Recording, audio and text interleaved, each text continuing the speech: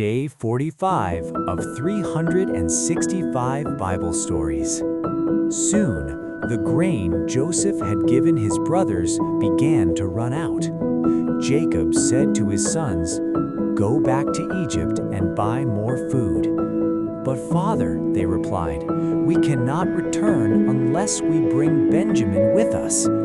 After much hesitation, Jacob finally agreed. He filled their bags with special gifts, perfume, honey, and pistachio nuts. "Take these to the ruler," he said, "and bring double the money for the grain. If he is angry, these gifts may calm him." So the brothers set out again for Egypt, this time with Benjamin. When they arrived at the palace, they spoke to the governor's servant.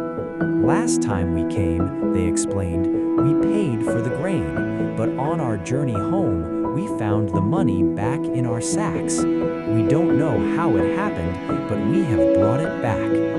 The servant replied, "God must have placed it there. I received every coin you paid."